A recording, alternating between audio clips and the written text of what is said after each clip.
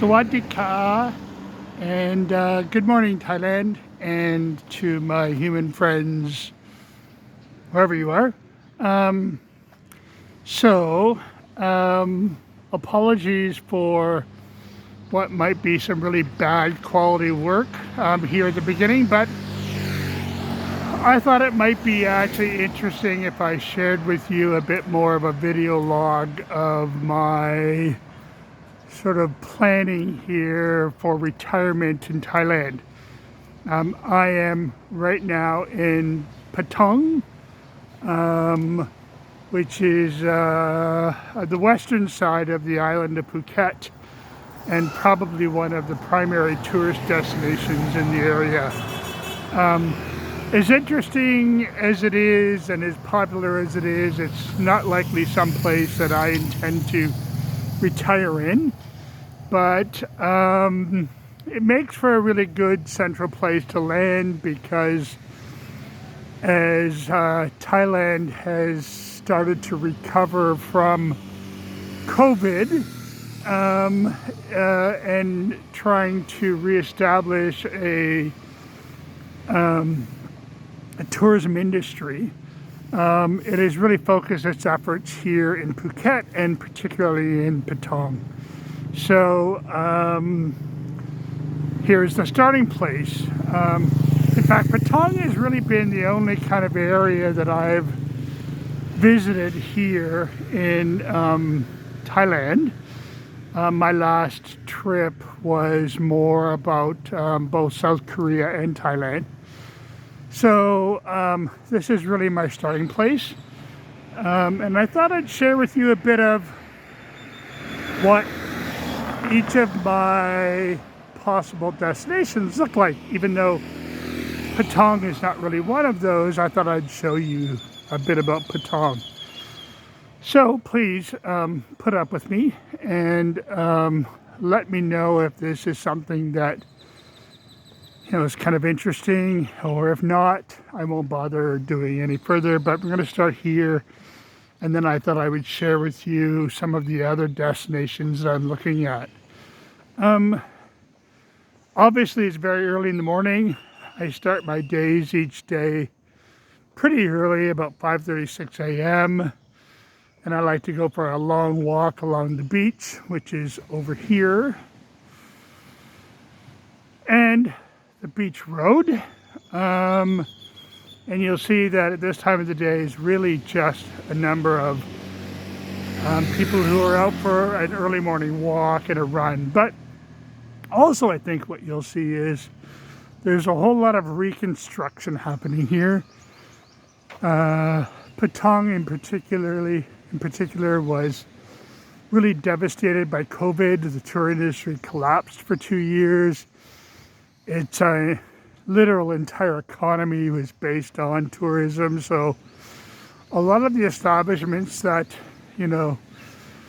were very popular along this road have either shut down for now, waiting for a better time in terms of tourism, or they have just simply run out of business. And so a lot of what's happening here along the beach road in Patong is about a new construction, new development, and new business development. So it's kind of an interesting time to be here to watch that happen. I would say that Patong is probably so last time I was here was in April, which was kind of a peak season. And even at this time of the morning, this road would be packed with people out and about doing things. So the numbers of tourists right now is I would say low, but from what I hear from those in Patong, it's starting to recover and it's starting to come back pretty quickly. So that's all in all really good news. So let me say that.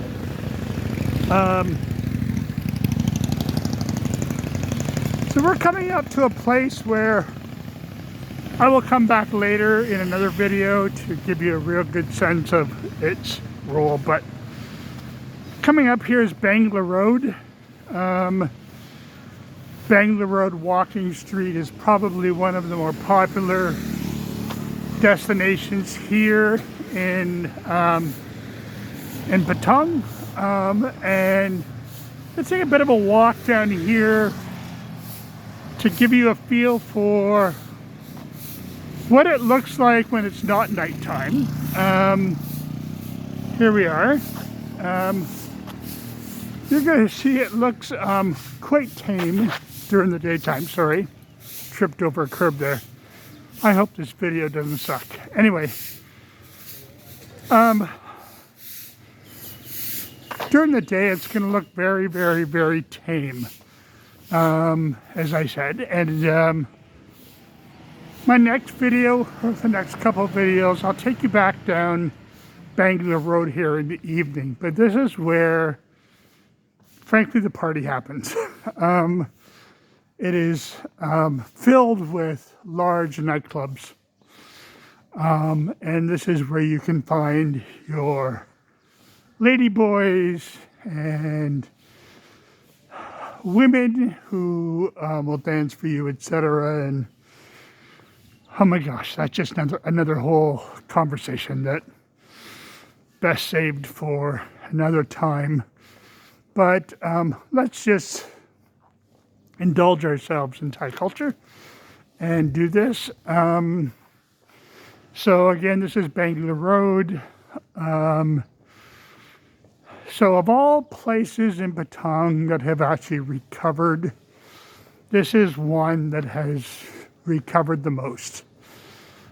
Since it seems that most people coming to this area want to come to Bangalore Road. Now, it won't look like that right now, but I will show you later on what this area looks like in the evening.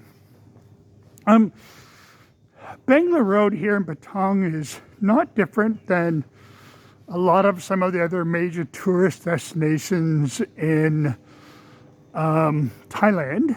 In fact, in Asia, I would say.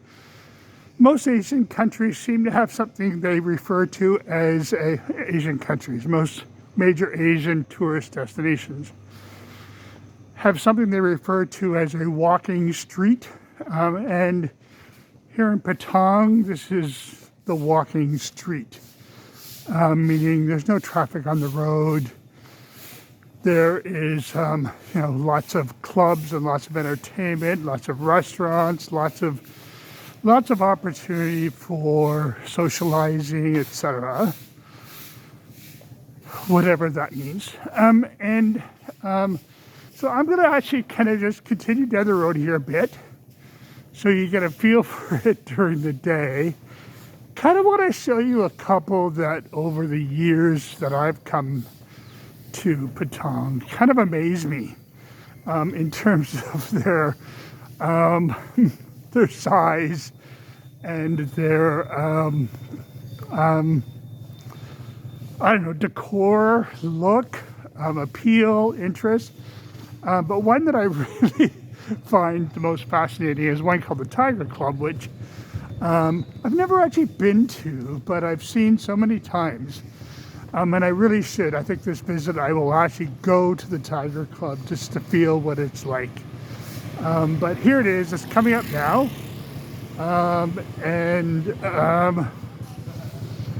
I will show it to you sort of in its quiet morning look, so that you can really appreciate what happens later on in the day when it becomes a crazy pulsating club here. So there you go. There are many of those kinds of clubs here, but I think the Tiger Club is one that kind of most, for me, really personifies Patong. So let me just leave it at that.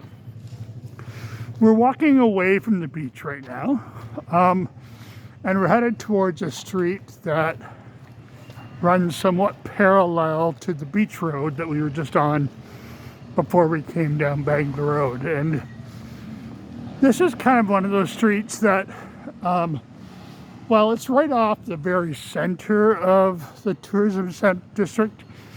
It is still very much part of the tourism district, and probably one of the better places to purchase items. And for the most part, my gut tells me that the items we're purchasing are Chinese mock-ups or rip-offs or whatever products, because you can buy some pretty amazing basketball shirts, for example. I looked yesterday at a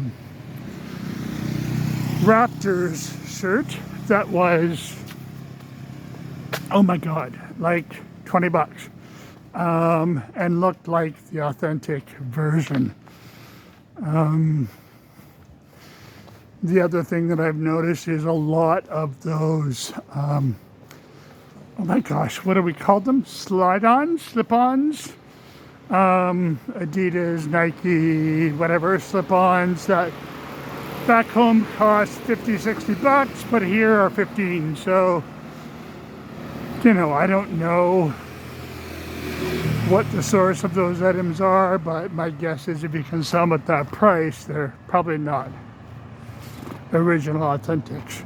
So this, I haven't found out yet whether or not this mall, and I don't even know how to pronounce the name of it, Jungsedon Mall here, which has a lot of kind of mainstream, maybe 100 different stores in it as a mall, is even open at this point. I'll take a check later this week, but you know, there are things I bought here in the past. Of course, I've learned since that extra large in Thailand is not extra large in Canada, and you know, some of the extra large stuff I've had to sort of hand off to my women friends who are kind of small back at home. Anyway, here we are. Let's keep going. Some other thoughts as we move along the street is something I've noticed while I've been here is that previously, prior to COVID, there were a tremendous number of Family Marts, 7-Elevens, sort of on every block, literally, that really were convenient to have nearby. They sold pop, soda, water, beer, wine, and also, you know, all of everything that you might expect in a 7-Eleven in America. It's kind of like a little mini grocery store. Many of those have not survived. I'd say 1 out of 5 to 1 out of 10 are open now. And they're a little less convenient. I suspect over time they will come back. They were probably very independent business owners who could not afford to manage themselves through the COVID crisis. So, you know, when you used to be able to step outside your hotel and go, you know, 50 meters to find a Family Mart or 7-Eleven, that doesn't happen anymore. But, you know, you probably don't have to go more than 3 or 4 blocks. I kind of like this particular street that we're on. Like I said, it's a bit parallel to the beach road, but I find it a bit more chill. Here's a Family Mart, it's open.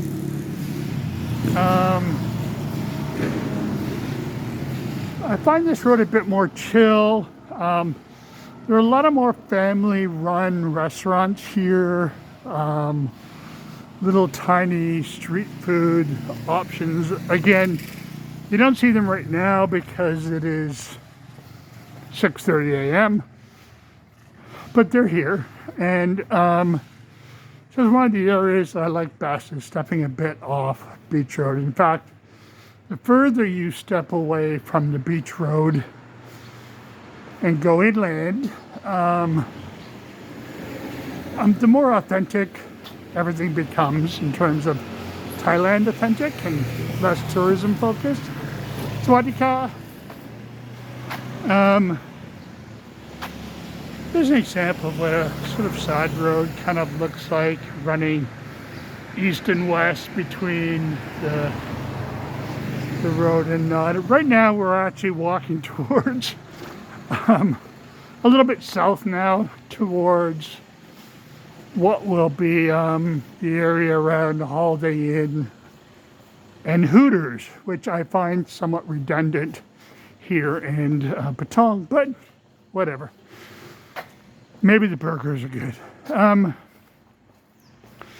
So, what else to say? Again, let me say, if you have any questions kind of what I'm showing you, please let me know. I'd be pleased to answer. Here's another side street. I love this place. You know what? I love the realness of it all that exists somewhat behind the whole facade of tourism. Can't explain it. I can say that,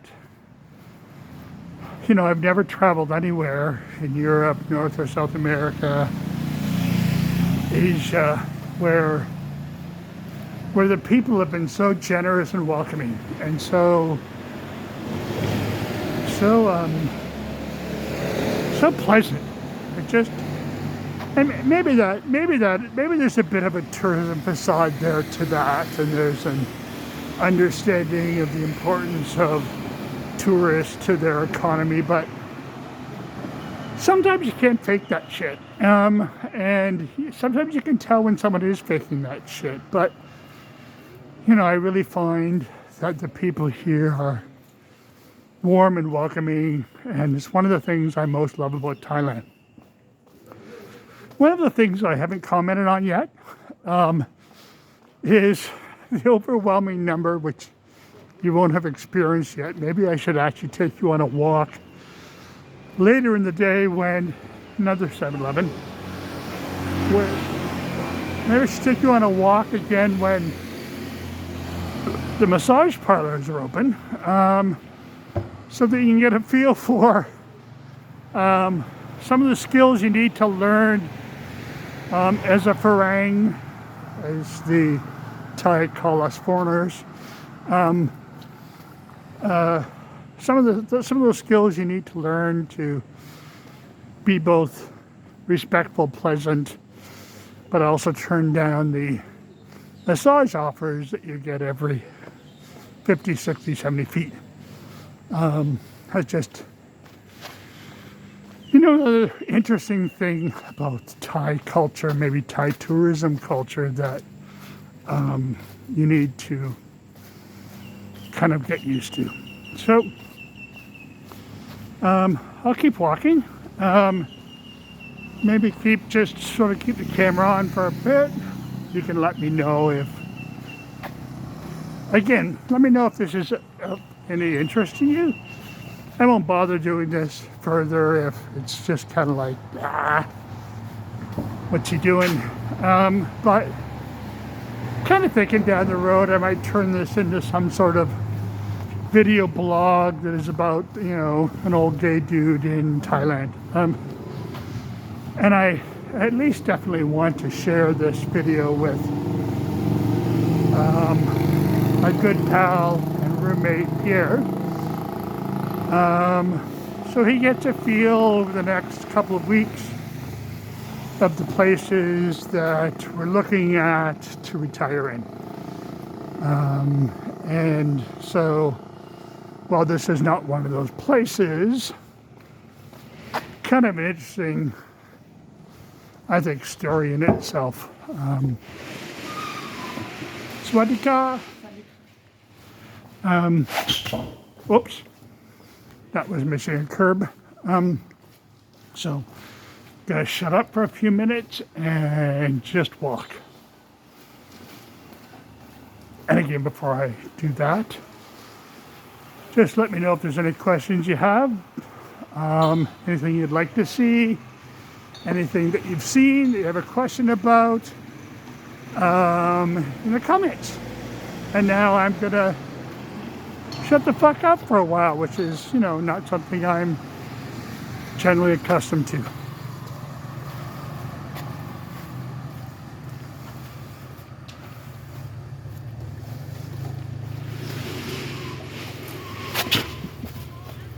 Caribbean, sorry, apologies.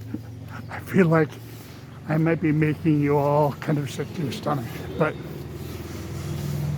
I'll try and steady the camera a bit more and not trip over curbs.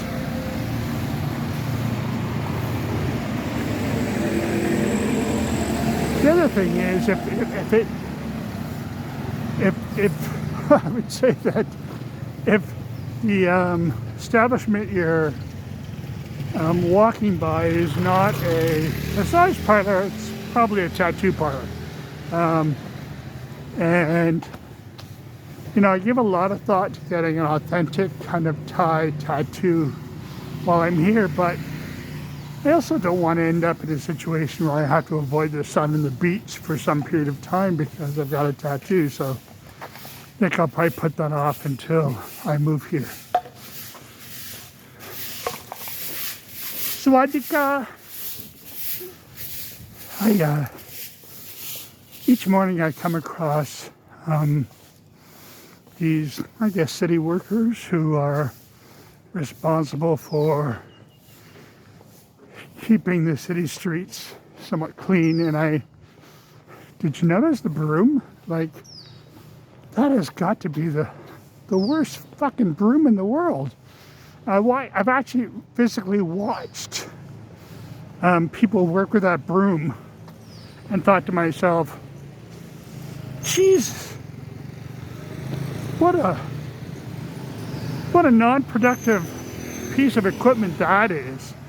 But anyway, not my business.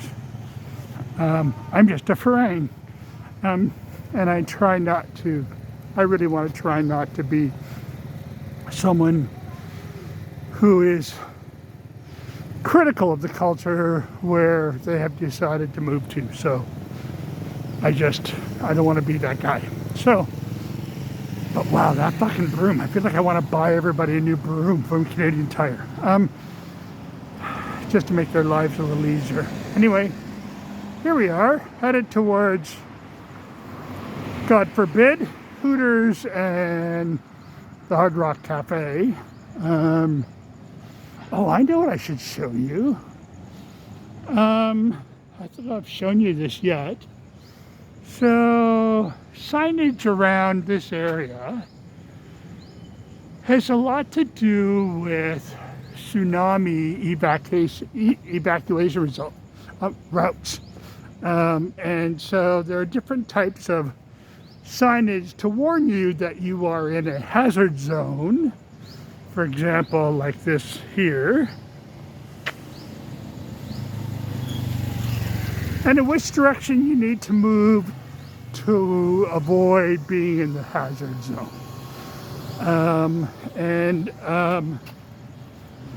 Yeah, I don't know that I want to be in a hazard zone, but I'll also say that despite all the worries that people have about tsunamis in Thailand after the experience they had 10, 12, 15 years ago, I think it's really worth noting that the tsunami emergency system has changed dramatically here in Thailand since then.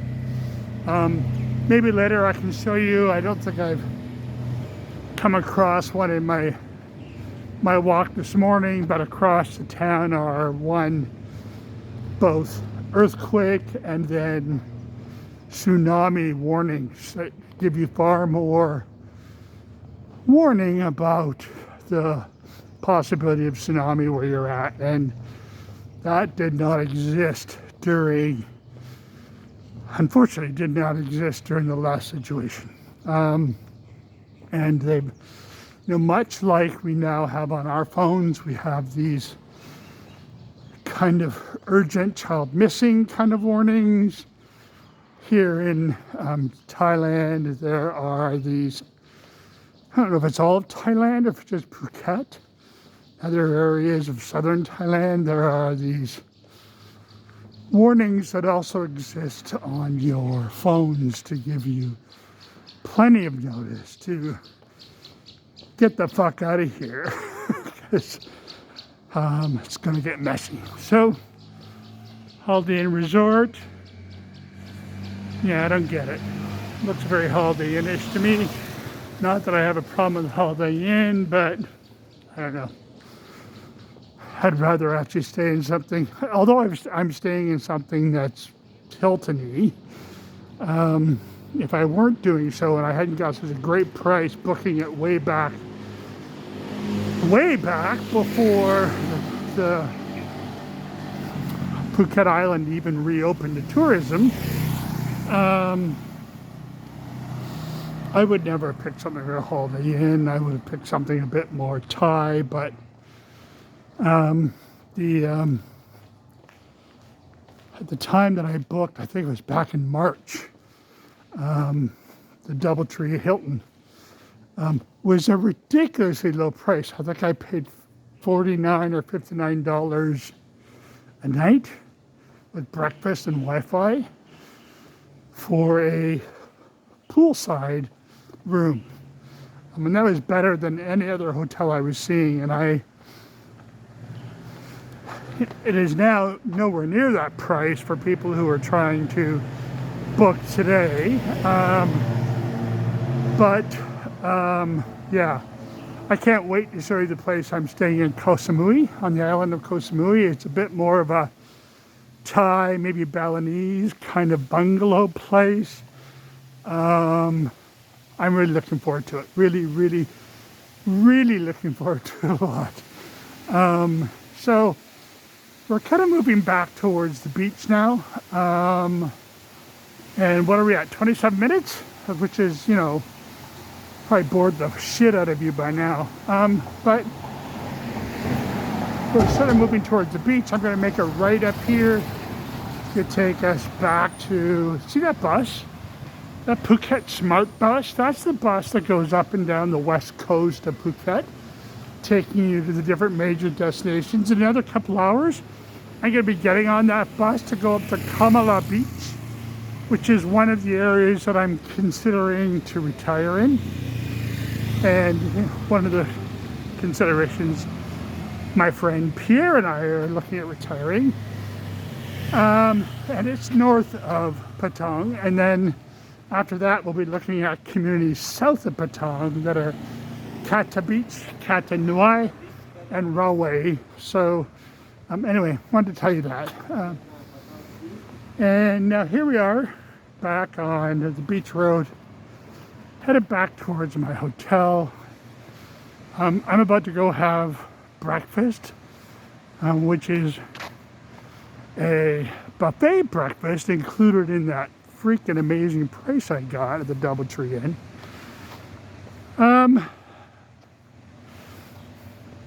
Give you a feel for the kinds of places along the road here.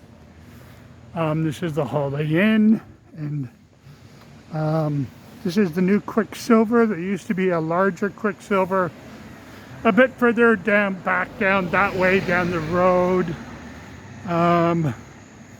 closer to Bangla. I don't know why they've moved here into a smaller location. Maybe I do. And then what you're not going to see here is the street market that exists in the evening in this kind of open space right now. Whenever construction is going on, it seems, in this area in particular, and they've cleared some land, while they're sort of, you know, doing that early on work, engineering, architectural work, it seems that a whole lot of people who are street food providers move in. And in the evening, this will be packed with 30 or 40 street food providers. And I think you saw in an earlier video of mine, this is actually kind of where I come, where I like to eat. Not a huge fan of going to big fancy restaurants. Never have been. Don't do that in Toronto. I don't do that ever. Not me. But what I really love is coming and buying food from, you know, the men and women who aren't chefs and aren't big income earners here in hotels. I like to do that, and they're always so happy to serve you, and they're always so pleasant, and they're always so generous, and the food that I just, oh my gosh, it's one of my favorite things about Thailand is street food. I love the people I meet when I buy street food, people I talk to. I've never eaten anything off the street that's ever made me ill in any way. I've never had anything off the street food that I didn't love. So I'm going to continue to do that. For those of you who are waiting for some sort of, you know, Michelin experience here in Thailand with me, I'm not that guy. Not going to happen. This is the Ban Lamai Patong Beach Resort. Really beautiful place. It's quite near mine. The resort's way back there. It's a very popular place in the evening where people kind of sit and kind of enjoy the view of the beach.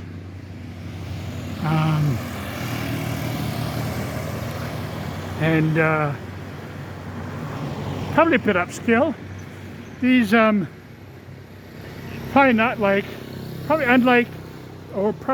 like many other probably major tourist destinations, these scooters are becoming hugely popular. And in Toronto, much like we have these bicycle rentals, we have these scooter rentals here, which, you know, I'm kind of thinking about in terms of my retirement. I'm not going to have a car. I may rent a car here and there, but I'm probably either going to get an e-bike, buy an e-bike, or I'm going to rent those on occasion. Swadee ka.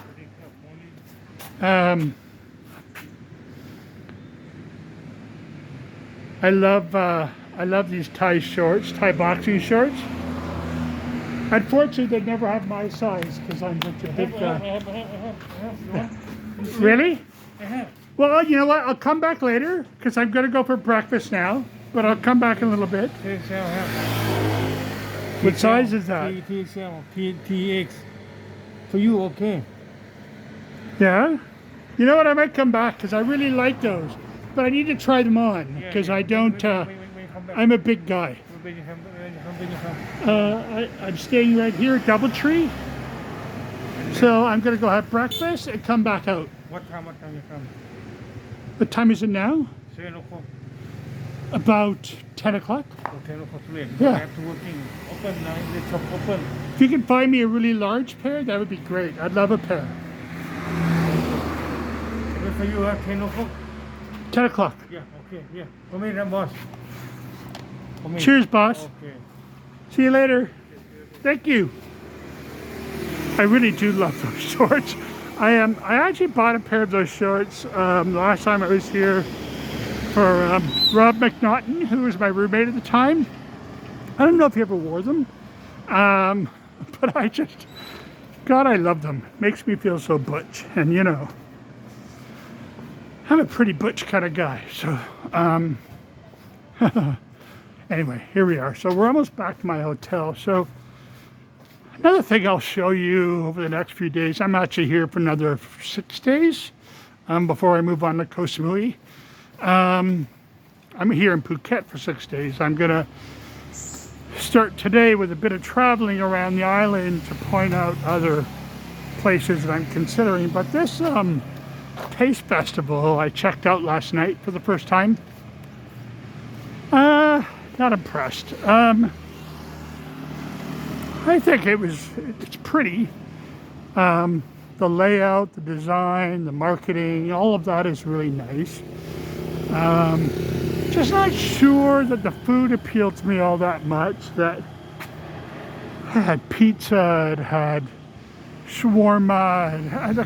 I feel like living in Toronto, I already have those options. I'm really looking for things that are more interesting and new to me in terms of